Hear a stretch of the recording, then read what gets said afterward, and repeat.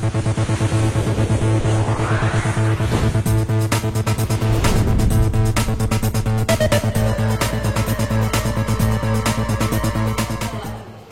kedua adalah marilah kita dirikan sholat, karena semua ini adalah merupakan kehendak dari Allah.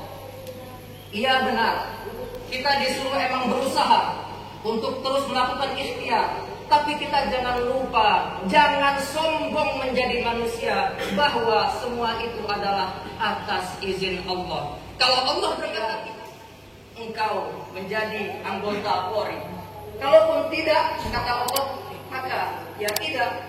Dan kita sebagai manusia, ketika kita telah berusaha, kemudian kita tawakal kepada Allah, kita serahkan semuanya kepada Allah, maka kita tidak akan pernah kecewa.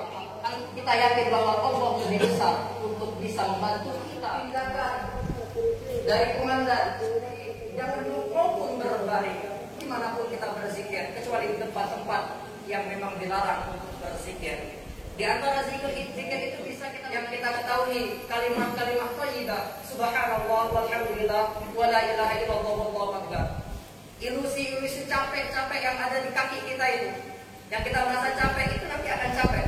Tapi capek itu ilusi kita hilangkan. Kita minta wajadah.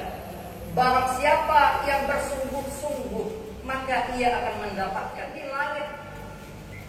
Jangan kita untuk takut menggantungkan cita-cita. Karena cita-cita itu gratis, mimpi itu gratis. Kita gantungkan cita-cita setinggi langit. Kita berusaha untuk menggapainya. Kalau kita tidak bisa menggapainya, maka akan jatuh di antara bintang-bintang yang ada di langit. Kita gali potensi diri kita, kita maksimalkan diri kita keluar dari zona nyaman. Kemudian al-waqtu athmanu minad dhahab. Waktu itu lebih berharga daripada emas. Kalau orang Barat bilang time is money, waktu itu adalah uang. Tapi kalau kita orang Islam mengatakan waktu, bukan semuanya itu hanya kita fokuskan untuk uang. Apalagi orang Muslim, kita orang Islam. Wa ma khalaqatul jinna wal insa illa liya'budun. Dan tidaklah aku menciptakan jin dan manusia kecuali